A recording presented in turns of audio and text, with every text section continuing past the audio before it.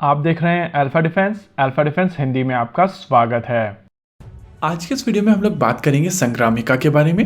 Defence expo 2022 के दौरान Bharat dynamics limited की तरफ से इस सिस्टम को अनवील किया गया था। बेसिकली संग्रामिका में 3 अलग अलग तरीके के सिस्टम्स को इंटीग्रेट किया गया है और इस वीडियो के दौरान हम इन तीनों सिस्टम्स के बारे में बात करेंगे। संग्रामिका एक ऐसा सिस्टम है जहां पर अशोक लेलैंड के लाइट स्पेशलिस्ट व्हीकल को एक बेस प्लेटफॉर्म के तौर पर यूज किया गया है और इसके ऊपर BDL की anti tank guided missile system Amok 3 को माउंट किया गया है। अभी आप अपनी स्क्रीन के ऊपर संग्रामिका सिस्टम को पीछे की ओर से देख सकते हैं और आपकी स्क्रीन के ऊपर एरो की मदद से 3 अलग अलग सिस्टम्स को इंडिकेट किया गया है। इस सिस्टम का बेस प्लेटफॉर्म अशोक लेलैंड का 4x4 लाइट स्पेशलिस्ट व्हीकल है। इस व्हीकल को डिफेंस एक्सपो 2018 में चेन्नई में अनवील किया गया था। अगर इसकी स्पेसिफिकेशंस की बात की जाए तो ये एक 4x4 व्हीकल है जो हर तरीके की रफ टेरेन में मूव करने में सक्षम है।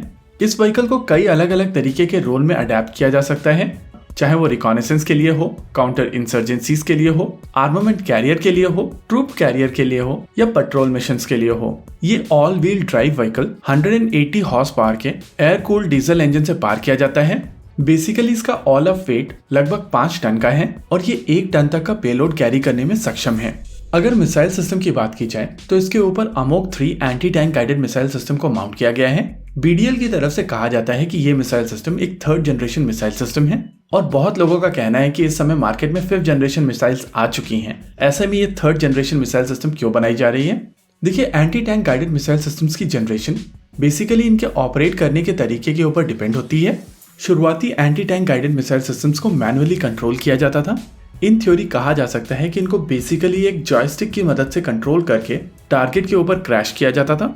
वहीं पर 2nd generation anti tank guided missile systems को ऑपरेट करने के लिए ऑपरेटर टारगेट के ऊपर एक लेजर बीम मारता था और इसी बीम को राइड करते हुए ये मिसाइल सिस्टम उस टारगेट के ऊपर जाकर लगती थी। लेकिन जब 3rd जनरेशन मिसाइल सिस्टम्स बनकर आई तो उनमें इमेजिंग इंफ्रारेड सीकर का प्रयोग किया जाता था और इस तरीके की मिसाइल सिस्टम्स को सॉफ्ट लॉन्च के साथ साथ फायर एंड फॉरगेट कैपेबिलिटी से लैस किया गया था। यानी कि एक बार ये मिसाइल सिस्टम लॉन्च कर दी जाती है, उसके बाद ये अपने टारगेट को खुद ही ढूंढ के डिस्ट्रॉय कर सकती हैं। हालांकि कुछ कंपनीज की तरफ से अपने सीकर्स को इम्प्रूव किया गया, अपने प्रोपेलेंट को बेहतर किया गया, लेकिन टेक्नोलॉजी लगभग वही रही और इसी डिफरेंस को समझाने के लिए उनकी मार्केटिंग टीम्स की तरफ से 4th और 5th जनरेशन की ब्रांडिंग शुरू की गई थी। कुछ लोगों की तरफ से कहा जा रहा है कि जिन मिसाइल सिस्टम्स में मिलीमीटर वेव सीकर यूज किया जाता है वो 4th जनरेशन है। इन रियलिटी ऐसा कुछ भी नहीं है। देखिए, आप में से बहुत सारे लोगों को ये चीज नहीं पता होगी कि Israeli anti tank guided missile system spike जब इंडिया में टेस्ट की गई थी तो थार में ये मिसाइल सिस्टम फेल हो गई थी और एक मोमेंट के लिए हम लोग ये चीज मान लेते हैं कि इस मिसाइल सिस्टम की सीकर को इम्प्रूव करके इसकी डेजर्ट परफॉर्मेंस बेहतर की जाए तो मार्केटिंग इस प्रोडक्ट को डिफरेंशिएट कैसे करेगी? नेचुरली वो लोग इसको 4th जनरेशन मिसाइल सिस्टम कहेंगे और अगर इसके प्रोपेलेंट को भी इम्प्रूव किया गया हो तो वो इसको 5th जनरेशन कहेंगे। जी हाँ, बेसिकली इस समय anti tank guided missile system केवल 3 जनरेशन में है और 4th और 5th generation basically marketing generation हैं। कमिंग बैक टू अमोक 3, रिपोर्ट किया जाता है कि इस मिसाइल सिस्टम को 2.8 किलोमीटर की मैक्सिमम रेंज के ऊपर टेस्ट किया गया था, लेकिन अलग अलग डॉक्यूमेंट्स में इस मिसाइल सिस्टम की रेंज 2.5 किलोमीटर बताई जाती है। यहाँ पर सबसे इंपॉर्टेंट चीज ये है कि इस मिसाइल सिस्टम का वेट केवल 18 किलोग्राम का है। In comparison Nag anti tank guided missile system लगभग 40 किलोग्राम की है और इसी वजह से नाग लगभग 900 मिलीमीटर के आर्मर को पियर्स कर सकती है। वहीं पर अमोक 3 650 मिलीमीटर के आर्मर को पियर्स कर सकती है। इन थ्योरी ये मिसाइल सिस्टम चाइना और पाकिस्तान के top of the line tanks को डिफीट करने में सक्षम है।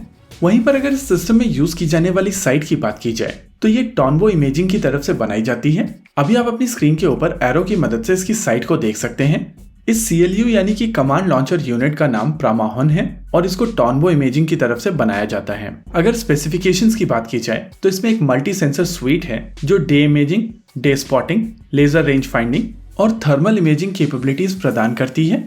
ओवरऑल ये सिस्टम रिमोटली ऑपरेटेड है। वहीं पर व्हीकल में यूज होने वाला केबिन आर्मर प्रोटेक्टेड है, यानी कि सेफ्टी के अंदर बैठकर ऑपरेटर इस anti tank guided missile system को फायर कर सकते हैं।